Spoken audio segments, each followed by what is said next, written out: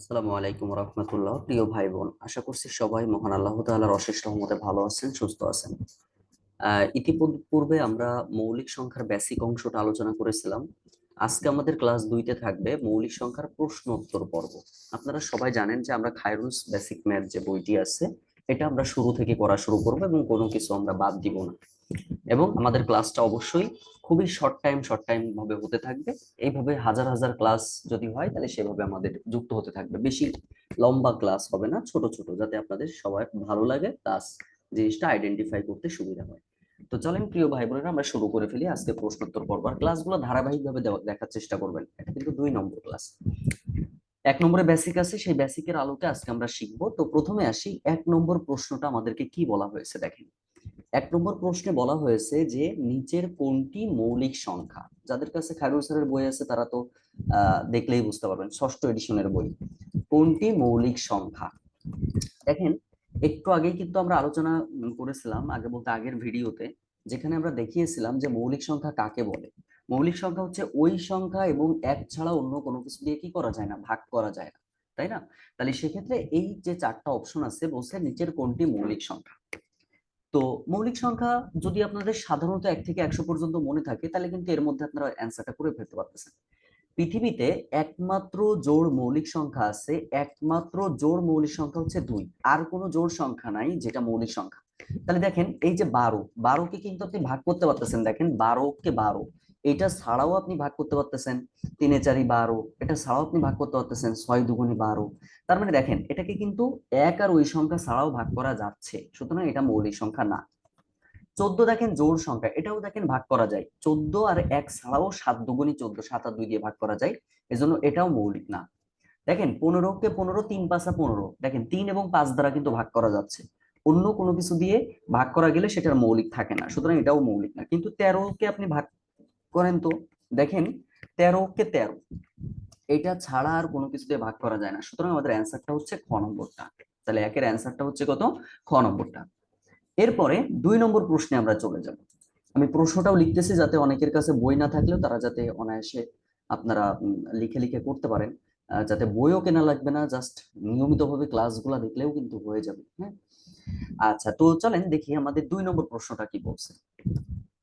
2 নম্বর প্রশ্নটা আমাদেরকে বলা হয়েছে, 2 নম্বরে বলা হয়েছে যে নিচের কোনটি মৌলিক সংখ্যা। এটাও বলা হয়েছে যে মৌলিক সংখ্যা নিচের কোনটি। সেম ভাবে কিন্তু, সেম ভাবে অপশন ক তে আমাদেরকে কি আছে? অপশন ক তে বলছে 65, অপশন খ তে আছে 81, অপশন গ তে আছে 43, অপশন ঘ তে আছে 63। দেখেন, এই যে যে জায়গাটা ভাই, একক স্থানে 5 আর 0 থাকলে সেটা 5 দ্বারা বিভাজ্য হয়, মানে 5 দ্বারা ভাগ করা যায়। তো এটা দেখেন, 65 যেমন ভাবে ভাগ করা যায়, 5 13 65, মানে ওই সংখ্যা এবং এক ছাড়াও এটাকে কিন্তু ভাগ করা যাচ্ছে, সুতরাং এটা মৌলিক না। দেখেন 81, এটাকে কিন্তু 3 দিয়ে আপনি ভাগ করতে পারবেন, মানে 81 81 সংখ্যা এবং এক ছাড়াও 3 দিয়ে এটাকে ভাগ করা যায়। 3 দিয়ে ভাগ করলে কি পাওয়া যাবে? 3 2 6 2, তার মানে হচ্ছে কত? 3 7 21, তার মানে 27 দিয়েও ভাগ করা যাচ্ছে, আবার 3 দিয়েও ভাগ করা যাচ্ছে, আবার 9 নং 81, 9 দিয়েও ভাগ করা যাচ্ছে, সুতরাং এটা কিন্তু মৌলিক হচ্ছে না। অপরদিকে দেখেন 63, 3 দিয়ে ভাগ করেন, দেখেন 3 2 6, 3 21 দিয়ে যাচ্ছে, আবার দেখেন 3 দিয়ে যাচ্ছে, আবার 7 নং 63, 7 9 দিয়েও যাচ্ছে, সুতরাং এটা কিন্তু অনেক কিছু দিয়ে ভাগ করা যাচ্ছে, সুতরাং এটাও মৌলিক না। 43কে আপনি ভাগ করার চেষ্টা করেন, কখনো কিন্তু ভাগ করতে পারবেন না। 43 হতে 43ই থাকবে, আর কিছু থাকবে না। এই জন্য এই 43 হচ্ছে এখানে মৌলিক সংখ্যা। তাহলে মৌলিক সংখ্যা সিস্টেম যদি আমরা বুঝতে পারি, কতগুলো ম্যাথ করা যায়, তাই না? আচ্ছা, 2টা ম্যাথ আমাদের ইতিমধ্যে কিন্তু হয়ে গেল। আমাদের এই ভিডিওতে থাকবে প্রথম 5টি ম্যাথ, এইভাবে পর পর আমাদের চলতে থাকবে, ঠিক আছে? এটা প্রশ্ন উত্তর পর্ব 1। যে কয়টা ক্লাস লাগে আমরা ছোট ছোট ভিডিওর মাধ্যমে করব। তো আপনারা সবাই নিয়মিতভাবে দেখবেন। অল্প অল্প ছোট ভিডিও হলে দেখতে সুবিধা হয়, ভাল লাগে, কিন্তু বড় বড় ভিডিও দেখতে অনেক সময় খারাপ লাগে। এরপর আসেন 3 নম্বর কোশ্চেনটা কি বলছে। 3 নম্বর প্রশ্নে বলা হয়েছে, এটাও বলা হয়েছে যে নিচের কোনটি মৌলিক সংখ্যা। মজার বিষয় দেখেন, এই কোশ্চেনটা 30তম বিসিএস এর প্রশ্ন ছিল। এটা 30 বিসিএস এর প্রশ্ন ছিল। তো দেখেন, এখানে আমাদের অপশন কি কি আছে, অপশন আমরা খেয়াল করি। অপশন ক তে ছিল 91, অপশন খ তে আমাদের ছিল হচ্ছে 87, অপশন গ তে ছিল আমাদের 63, আর অপশন ঘ তে ছিল 59। খেয়াল করেন, এই যে 91 কে 91, এটা ছাড়াও 7 13 91 ভাগ করা যাচ্ছে। দেখেন এটাকে 3 দ্বারা ভাগ করতে পারবেন, কত হচ্ছে 29 দিয়ে যাবে সম্ভবত, 3 নং 27, 7 আর 2 3 7 8, 3 দিয়ে যাচ্ছে। এটাকেও দেখেন 7 নং 63 ভাগ করতে পারতেছেন, কিন্তু 59 কে ভাগ করেন তো, ইহজনম পরজনমেও পারবেন না, 59 ওকে 59ই হবে। সুতরাং এখানকার অ্যান্সারটা হচ্ছে ঘ নম্বরটা।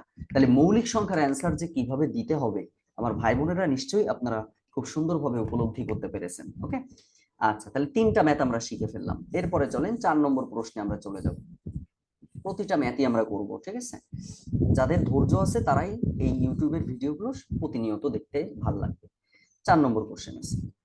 4 নম্বর কি বলছে, নিচের কোনটি মৌলিক সংখ্যা নয়? এবার বলছে যে নিচের কোনটি মৌলিক সংখ্যা না, মৌলিক সংখ্যা নয় নিচের কোনটি হইল।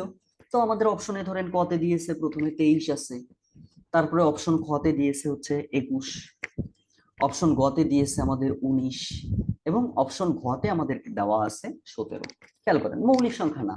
মৌলিক সংখ্যা যদি না হয় মানে এক আর ওই সংখ্যা ছাড়া অন্য কোনো কিছু দিয়ে ভাগ করা যায় না, সেটা মৌলিক সংখ্যা। তাহলে দেখেন 23 কে 23, এটা কিন্তু মৌলিক সংখ্যা। আর 1 থেকে 100 পর্যন্ত তো আগেই পড়ে ফেলতে বলছি।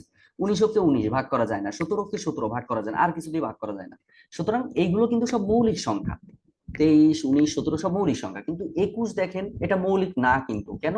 কারণ একে আপনি 21কে 21 দিয়ে ভাগ করতে পারতেছেন, আবার 3 7 21 মানে 1 দিয়েও ভাগ করতে পারতেছেন, 21 দিয়েও, এটা ছাড়া আবার 3 দিয়ে করতে পারতেছেন, 7 দিয়ে করতে পারতেছেন। এই জন্য এখানে 21 হচ্ছে আমাদের মূল অ্যান্সার, যেহেতু এটা কোনো মৌলিক সংখ্যা না। আচ্ছা, পরবর্তী কোশ্চেনে আমরা চলে আসবো। পরবর্তী কোশ্চেনটা আমাদেরকে কি বলছে চলেন আমরা দেখি। 5 নম্বর প্রশ্নটা আমাদেরকে বলা হয়েছে, সবাই কিন্তু আমরা প্রশ্নগুলো লিখবো, হ্যাঁ সাথে সাথে একটু লিখবো, তাহলে যার ফলে আপনাদের জিনিসটা আরো ক্লিয়ার হয়ে যাবে। তো 5 নম্বর প্রশ্নে আমাদেরকে বলা হয়েছে, দেখেন যে জোড় মৌলিক সংখ্যা কয়টি।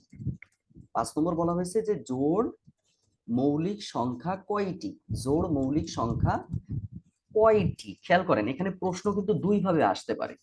যদি আপনাকে সরাসরি বলে কয়টি, তো জোড় মৌলিক সংখ্যা ভাই একটাই আছে, জোড় মৌলিক সংখ্যা কিন্তু আমাদের একটাই আছে। কথা বুঝতে পারছি, একটাই আছে।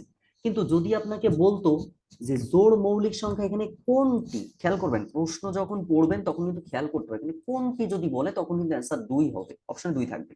তাহলে আমাদের যখন কয়টি বলবে তখন 1 হবে, যখন কোনটি বলবে তখন 2 হবে, যেহেতু একমাত্র জোড় মৌলিক সংখ্যা আছে 2, এছাড়া কিন্তু আর কিছু নাই।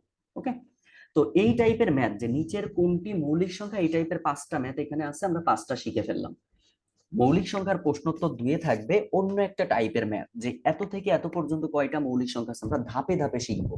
এবং অবশ্যই আপনারা চেষ্টা করবেন আলাদা একটা খাতা তৈরি করে পরপর ক্লাস নাম্বার 1, ক্লাস নাম্বার 2 এইভাবে লেখার চেষ্টা করবেন। ইনশাআল্লাহ খুব সুন্দর একটি প্রিপারেশন আপনাদের হয়ে যাবে।